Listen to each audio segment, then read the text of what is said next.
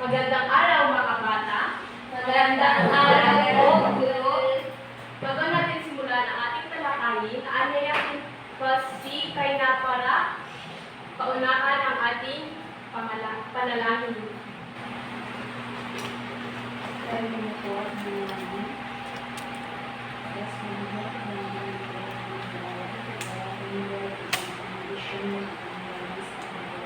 Bendisyon ng Diyos sa pagkakas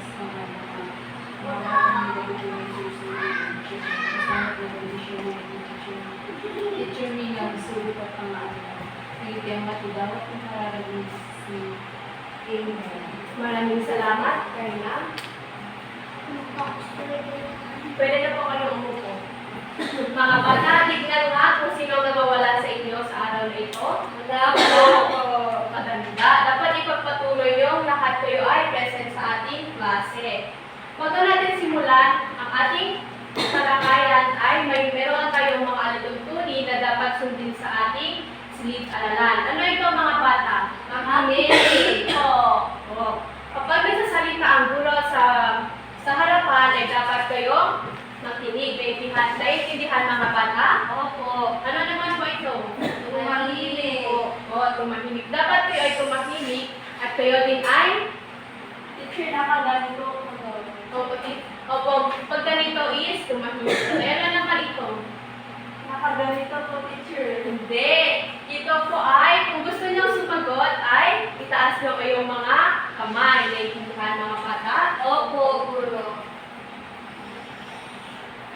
So, ngayon mga bata, meron tayong activity na gagawin ngayon sa ating palikaran. Ito, pinamagatang hashtag sagot mo, isayaw mo. Ang gagawin nyo, panuto, suriin nyo kung ito ay tama o mali. Kung ito ay tama, kayo ay kumendeng. Naiintindihan mga bata? Opo. At kung mali naman, na iwagayway ang inyong mga kamay. Naiintindihan mga bata? Opo. So, siguro po, ako po ang magbabasa nito at kayo po ay sasagot. Sa tingin niyo, mahalaga ba ang sipag at talino sa pag-aaral? Tama.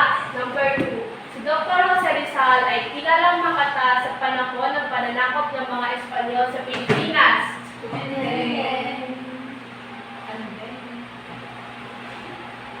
Tumuloy sila naman. Ang balagtasan ay hinango sa pangalan ni Francisco Balagtas Baltasar. Tama. Kaapat naman ay ang balagtasan ay isang uri ng pagtatalo ng dalawang pantig sa isang paksa, ang sang-ayon at di sang-ayon. Tama. Last is balagtasan ay patalinuhan ng pagpapahayag ng panig sa patulang pamamaraan. Anong sagot niyo? Tama, mga bata. So ngayon, may aktibidad na ating gagawin. May aktibidad na naman tayong gagawin. At pinamagatang ating lutasin, kaunting suliranin. Igugrupo ko kayo ng 3 grupo. Mula kay Kaina at si Raiko ay group 1, tapos Roslyn, Tuchodi group 2 at si Beverly ay group 3. Una at ikalawang grupo, ang gagawin nyo ay buuin nyo ang mga litrato ibibigay ko sa inyo. Naiintindihan? Group 1 at group 2? Opo.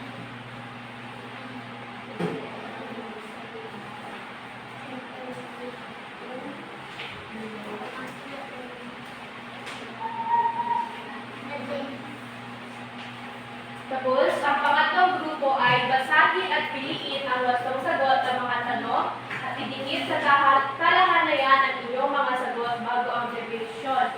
Naiintindihan ng group 3? Opo. Meron ako first part dito at dito niyo pipilian ang inyong sagot at idikit sa itong kalahanayan. Bibigyan ko kayo ng 5 minutes para gawin ang inyong activity. Group 3, Group 2, and then Group 1.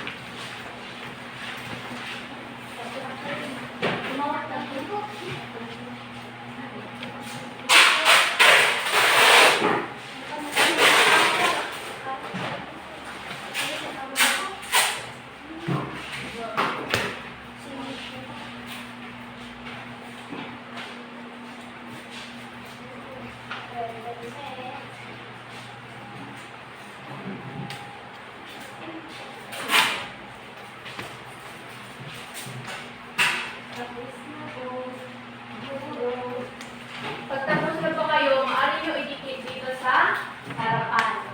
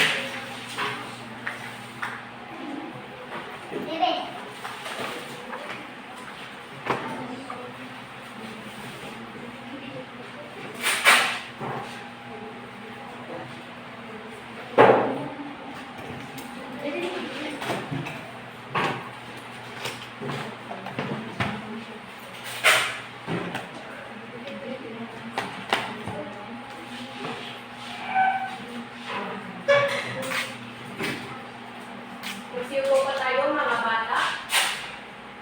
So, base sa mga itong mga litrato at yung mga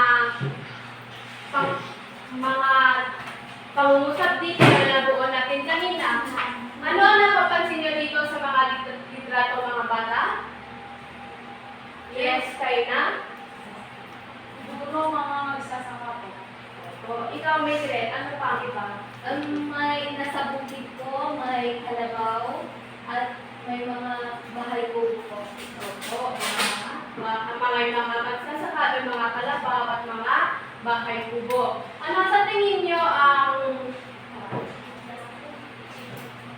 base sa mga litratong sinabi nyo kanina, ito yung kanilang mga definisyon. Naiintindihan mga bata?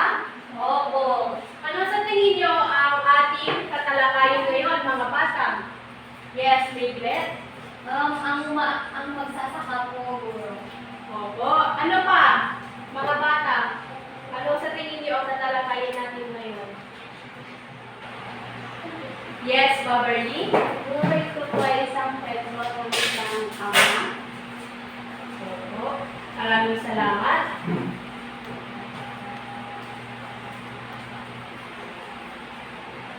Bago natin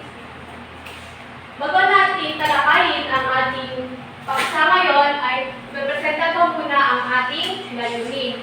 Sa pagkatapos ng aralin, ang mga mag-aaral ay inaasahang pakibasa mga bata. Tutukoy ang mga pangunahing kauhan sa kwento. May maiunay ang aral sa itinagawang ng kwento sa tunay na buhay. At may papakita ang mga pangyayari sa kwento sa pamamagitan ng pagsasabi. Maraming salamat. So mga bata, kailangan nyo makinig dahil mamaya meron kayong gagawing pagsasadula at maipapahiwatig nyo ang kwento sa inyong tunay na buhay. Naiintindihan mga bata? Oo. So, ang ating tatalakayin ngayon ay ang kwento tungkol sa ang mahiwagang kalabaw ng magsasaka. Sino sa inyo ang magsasaka ang kanilang mga magulang? Dito sa yes, Major. Anong karaniwang ginagawa ng mga magsasaka? Yung nagtatanim po ng mga palay at mga gulay po. Tama. Ang mga magsasaka ay sila din ang nagtatanim ng ating mga kinakain, kagaya ng mga magtatanim ng gulay, magtatanim ng mga mais, at sila din ang nagpo-produce sa ating pagkain sa araw-araw. Naiintindihan mga bata? Opo. Pag gusto niyo, may video ako na ipapanood sa inyo at gusto ko na kayo ay mag-take note kasi later on, may mga tanong ako nakahanda para sa inyo. Naiintindihan mga bata? Opo. Ang mahiwagang kalabaw ng magsasaka. Sa isang malayong baryo sa gitna ng malawak na palayan, may isang mahirap ngunit masipag na magsasaka na nagngangalang Mang Isko. Siya ay kilala sa kanilang bayan bilang isang mabuting tao, ngunit sa kabila ng kanyang pagsisikap, madalas pa rin siyang kapusin sa ani. Isang araw, habang nag-aaraw si Mang Isko sa kanyang bukid gamit ang matanda niyang kalabaw, bigla itong nanghina at bumagsak. Labis siyang nabahala dahil ito lang ang tanging katuwang niya sa pagsasaka. Halos maluha si Mang Isko sa kawalan ng pag-asa. Ngunit sa kanyang pagkagulat, isang matandang lalaking may mahaba at maputing balbas ang lumapit sa kanya.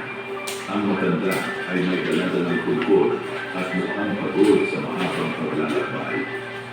Anak, mukhang may mabigat kang suliranin, sabi ng matanda.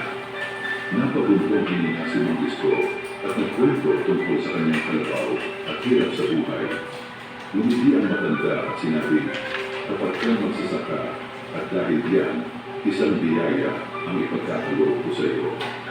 Ipinatong ng matanda ang kanyang kamay sa lumang kalabaw at biglang kumislap ang liwanag. Sa isang iglap, ang dating payat at nangihinang hayop ay naging isang matipunong, matikas at makisig na kalabaw. Ang kanyang balat ay tila kuminang sa liwanag ng araw at ang kanyang mga mata ay nagliwanag na parang may kakaibang talino. Gamitin mo ng maayos ang biyaya ito. Bigyan ng matanda bago siya biglang naglako na parang bulan. Hindi makapaniwala si Mang Isko pero sinubukan niya ang ipagpatuloy ang pagsasaka. Laking gulat niya na ang mahiwagang kalabaw ay nakapagsasaka ng mas mabilis kaysa dati.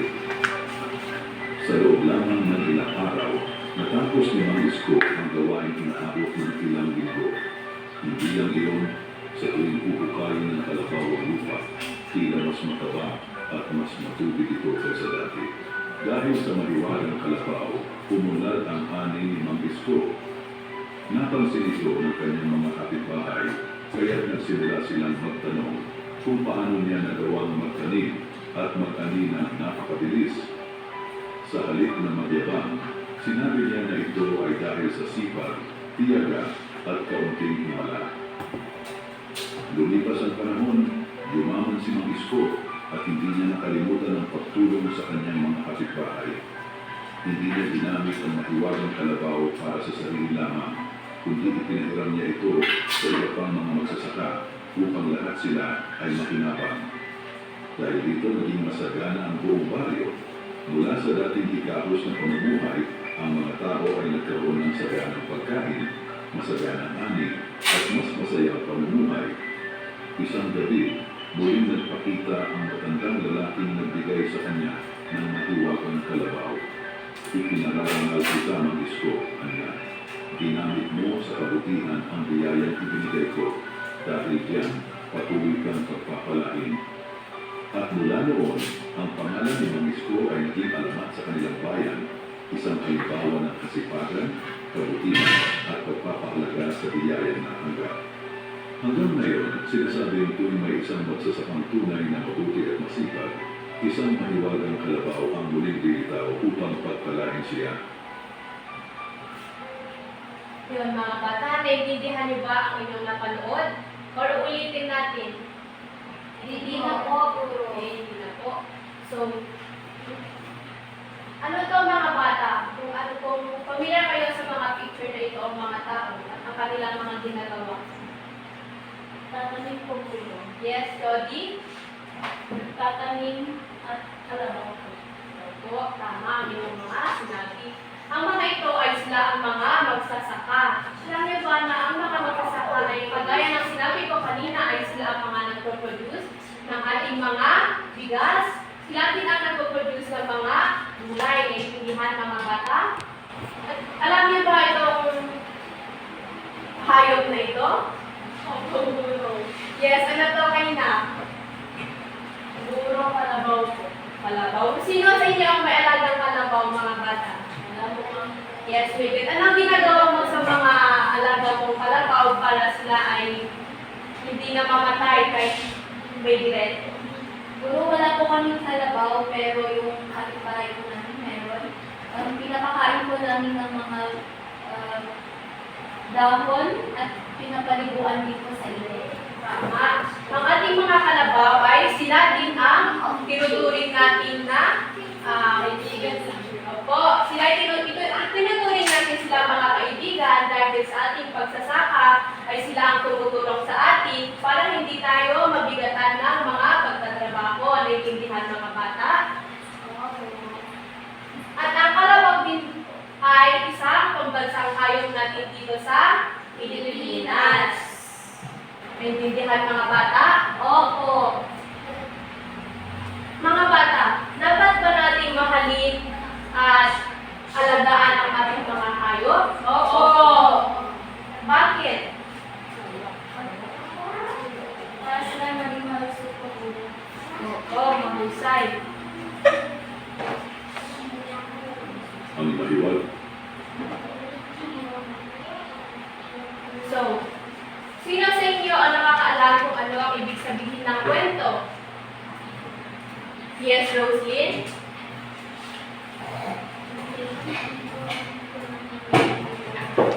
Ito ang mga nangyayari. Opo.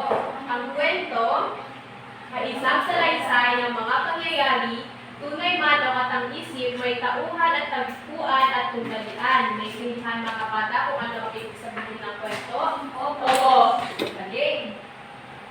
So ngayon, meron tayong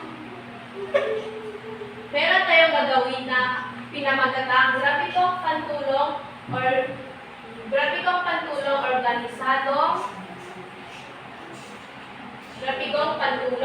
at ito ay tinatawag na organisadong pagtuturo, mabungang pagkatuto. Tukuyin ang kahulugan, kilos at pahayag ng mga tauhan.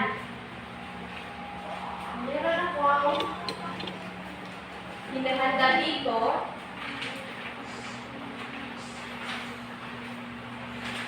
At ang inyong gawin ay kagaya nito. Ito ang ilalagay ito ang mga halimbawa ng mga pahayag at kilos, tauhan, kahulugan ng pahayag. Kung talagang nakikinig kayo kanina sa inyo, pinapanood, naiintindihan mga bata. Opo, guro.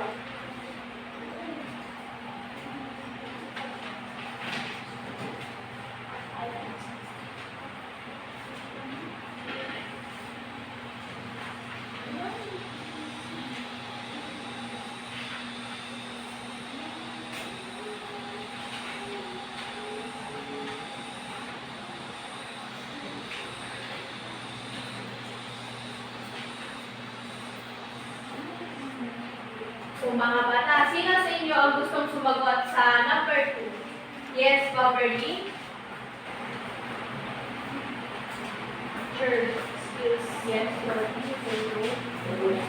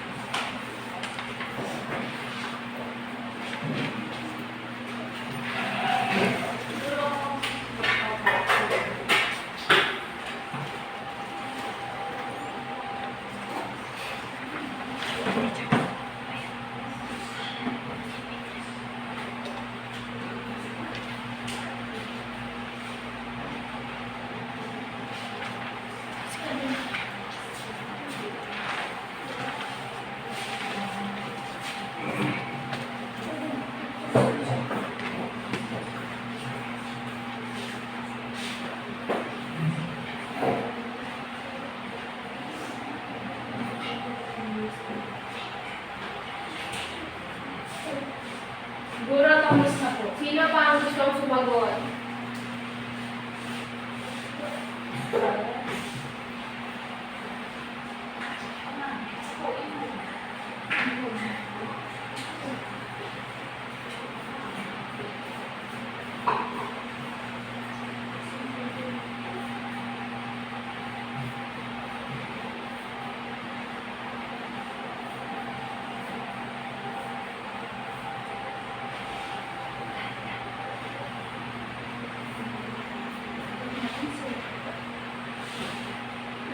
Sino pa ang gusto sumagot? Yes, Mary.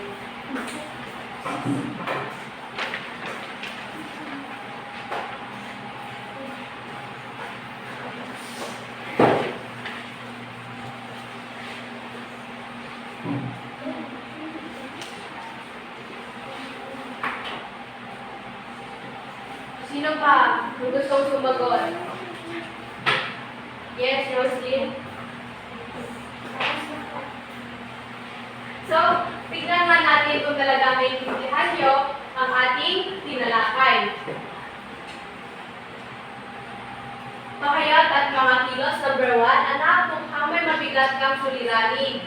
So, ang nagsabing tauhan ay ang lalaking matanda. At ang kanyang kahulugan at pahayag ay nagbigay ng biyaya. Number 2 naman is, gamitin ng maayos ang biyayang ito. So, ang tauhan na nagsabi ay ang lalaking matanda. At ang kanyang kahulugan ng pahayag ay pagbigay. Next naman is, kilala sa kanilang bayan dahil mabuting tao. So, ang tauhan ay si Mang Isko. At ang kahulugan ng pahayag ay siya ay masipag. Nagkukwento tungkol sa kanyang alagang kalabaw. Ang tauhan ay si Mang Isko. At ang kanyang kahulugan ng pahayag ay siya ay matapat. Last, at itinirarangan kita, Mang Isko, dahil ginagamit mo sa kabutihan ang ibinigay mong biyaya. At ang nagsabing tauhan ay ang matandang lalaki. At ang kahulugan ng kanyang pahayag ay natuwa. At masaya ako na naintindihan nyo ang ating tinalakay ngayon. So ngayon mga bata, handa ba kayo sa inyong pangkatang gawain?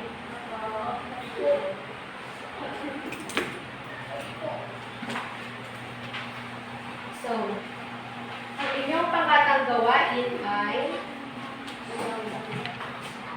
yung mga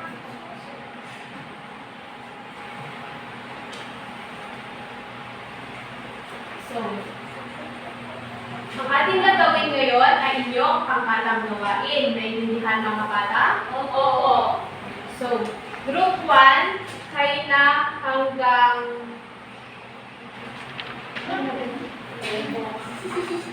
Cairo, group 1. At sa group 2, Roslyn hanggang kay Chody. And then group 3 ay si Waverly at si Rainby.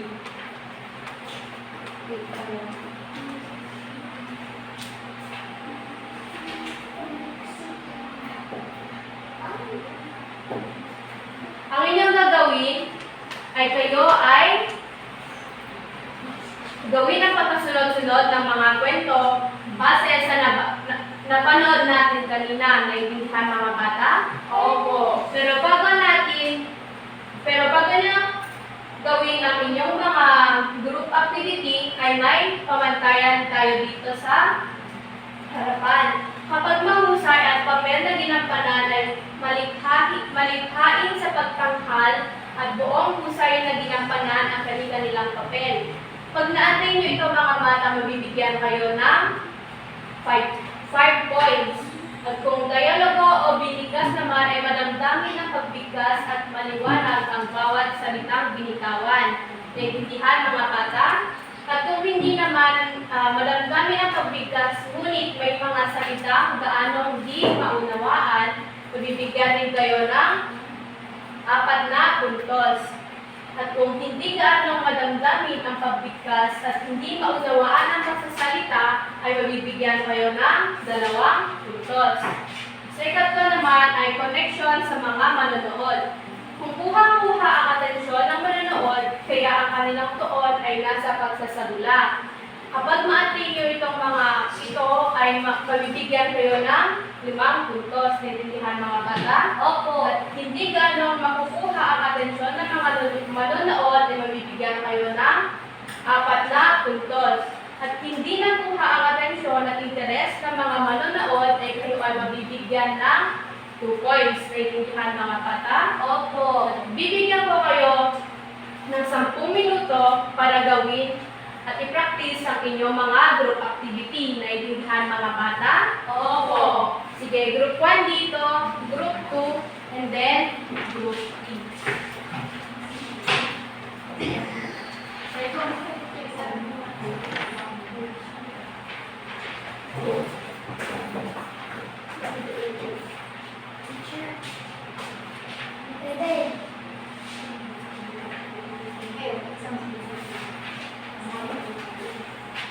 Teacher, tapos na po kami.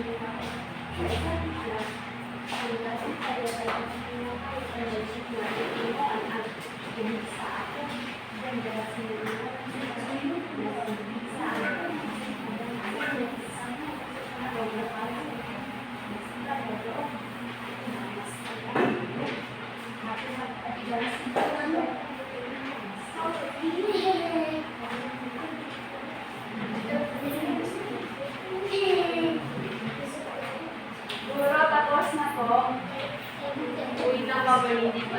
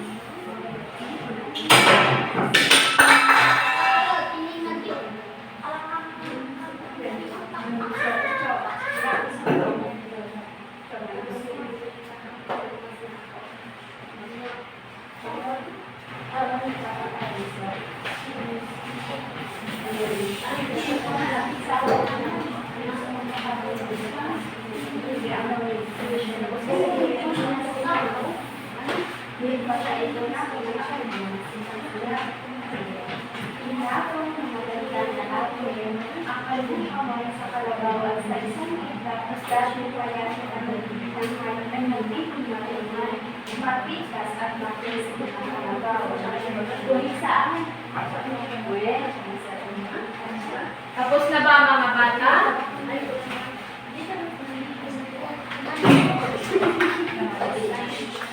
Tapos na ba kayo mga bata? Opo. Sige. Unang po kayo ay mag-present namin kayo. Mga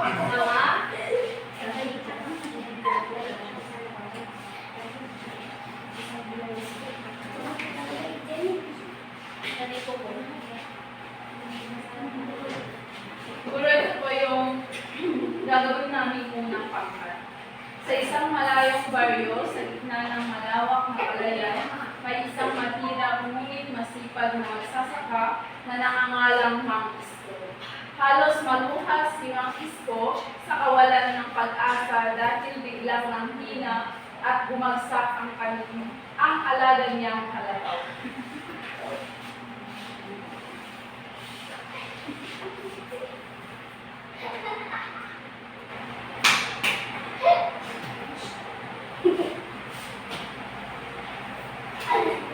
Tapos na po, Guru. Maraming salamat po, Group 1. At Group 2 naman.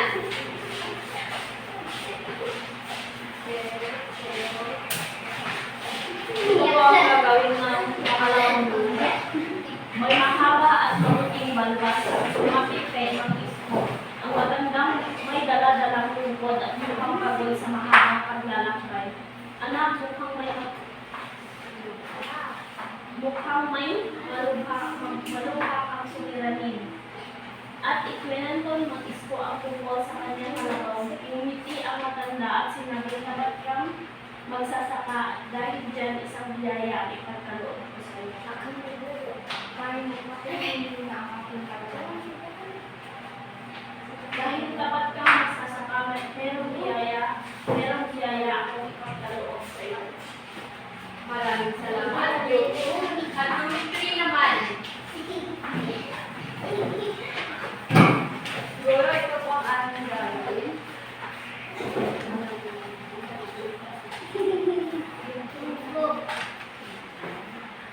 Tinatong ng matandang lalaki ang kanyang kamay sa kalabaw at sa isang iglap ang dating payatat ng hinang hayop ay nagiging matiikas at matisig na kalabaw. Ito po yung ginawa namin sa iyo. Maraming salamat sa inyong lahat. Bigyan lang yung sarili na tatlong palakpak.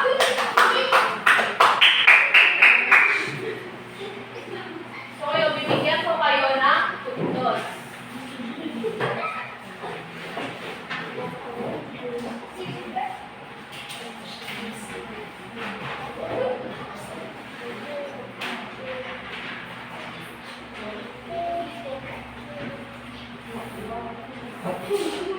So, sa group ko naman, ay nakita ko naman na lahat sila ay may kooperasyon. At sa group ko naman, ay ganoon din at sa group 3, kaya bibigyan ko kayo ng tig-5 puntos. Sa oras naman, ay natapos nyo naman sa tamang oras na binigay ko sa inyo, kaya bibigyan ko kayo ng 5 puntos din.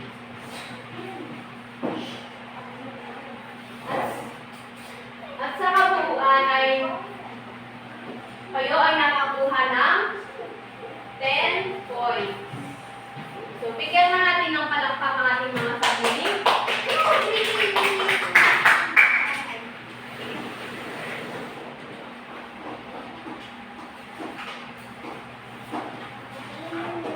So, mga bata, dito, ang ating gagawin ay ideya mo, ilahad mo.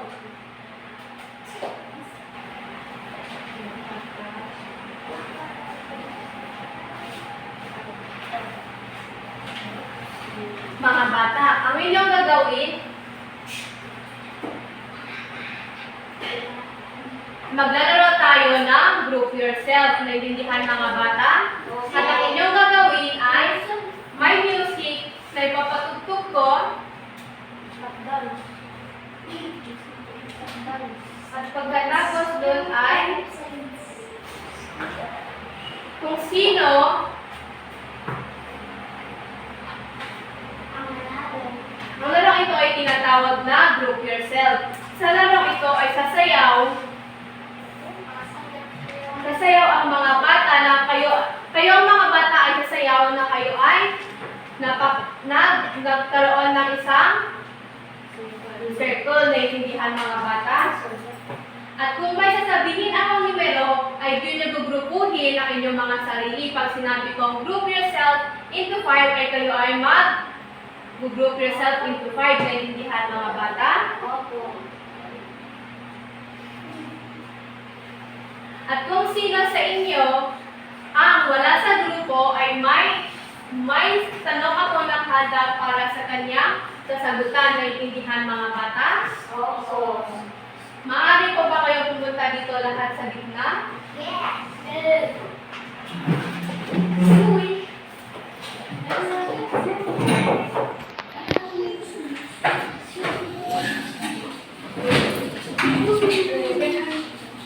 Mag-round.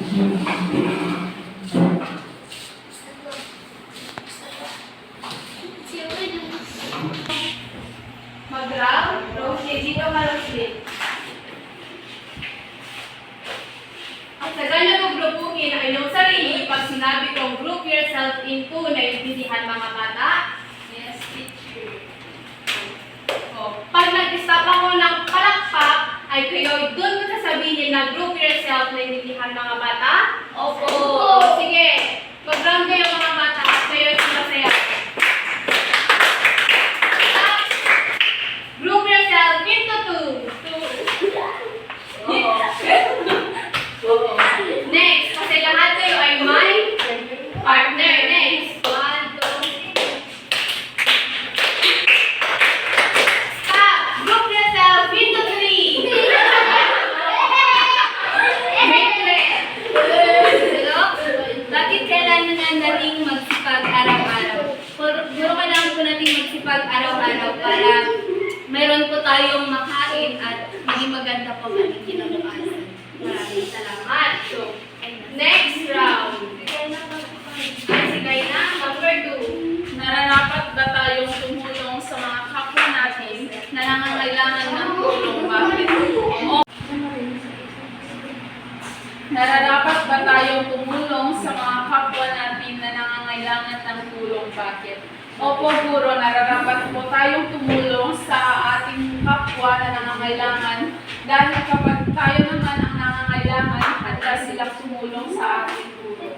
Maraming salamat. So, last, sabi ko ang inyong grupo. Round. Stop group yourself into 4. Johnny, yung sagot ang boy birthday. Magbabawal ko rin yung Paanong paraan mo pinapakita ang pag-aalaga at pagmamahal mo sa inyong mga alaga? Ang paraan po ng pagpapakita ng pag-aalaga at pagmamahal mo sa aking mga alaga ay pinapakain ko sila,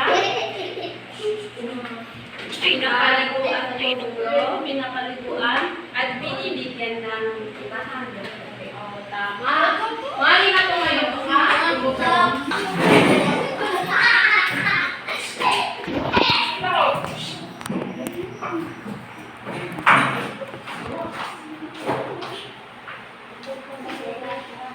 Ang ating susunod naman na gagawin ay ang pagkakamang sinalim ating aanutin.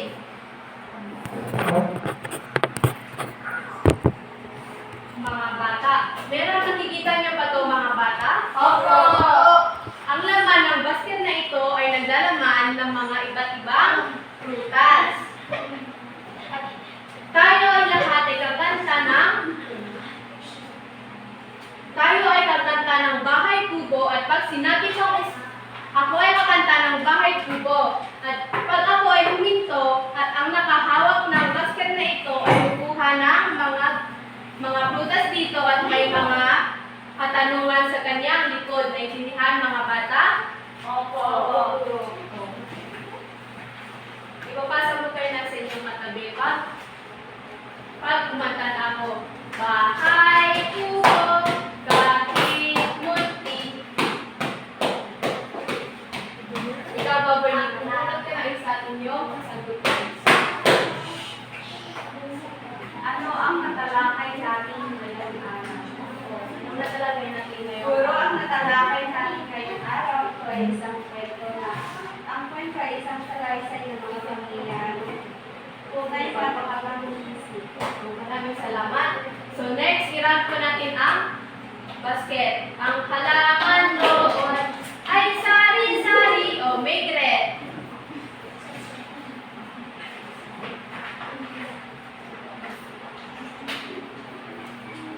Sa pagtukoy ng kahulugan ng kilos at katangian ng kauhan sa kwento, anong katangian ni Mapisco ang nais mong tularan at bakit?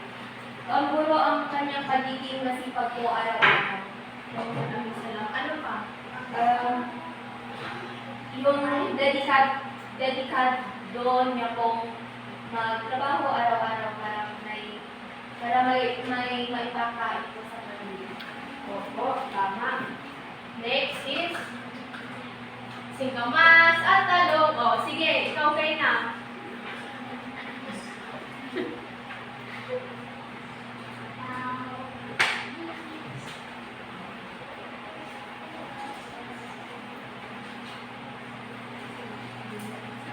Ano ang aral ng kwento na dapat iugnay natin sa ating buhay? Siguro ang aral ng kwento na dapat iugnay natin sa ating buhay ay ang pagiging masipag po guro dahil kapag wala pong sipag, wala pong matutunguhan ng ating Opo, maraming salamat. Sa ating pang-araw-araw na buhay ay dapat tayong maging masipag para tayo ay may mga bata? Aanihin. Opo, para tayo ay may aanihin pagdating ng araw. Naintindihan mga bata? Oo. Ako ay nagagalak dahil naintindihan nyo ang ating natutunan sa araw na ito. At gusto nyo pa ang individual na aktibidad mga bata?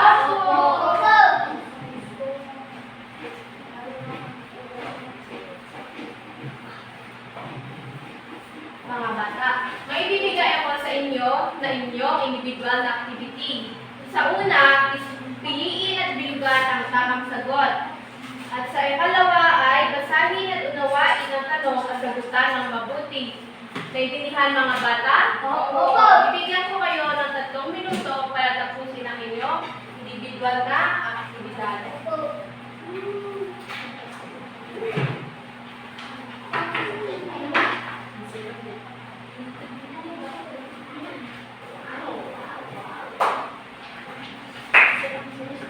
Guro, tapos na po kami. Yung mga batang nasa likod ay ipapasa nyo ang inyong mga papel sa inyong harapan. 1, 2, 3, 4, and 5. Mga bata, gusto niyo na bang umuwi sa inyong mga bahay? But bago yan, may ibibigay muna ako sa inyo na inyong gagawin sa inyong bahay. Naintindihan mga bata? Opo. At kayo din ay magpatulong sa inyong mga magulang para tulungan niya kayo sa inyong mga takdang aralin. Babasahin ko muna para sa inyo. Paghanap ng iba pang kwento sa Pilipinas at basahin upang sagutan ang katanungan na nasa ibaba. Isulat ito sa inyong assignment notebook. Kayo mga bata, maghahanap kayo ng mga iba't ibang kwento at ang inyong kasagutan ay tignan nyo ang kanilang mga katangian ng tauhan at aral na natutulot nyo sa kwento. Naiintindihan mga bata? Opo. Maaari po pa kayong tumayo mga bata? Bibigyan po natin ang inyong sarili ng 5 palakpak.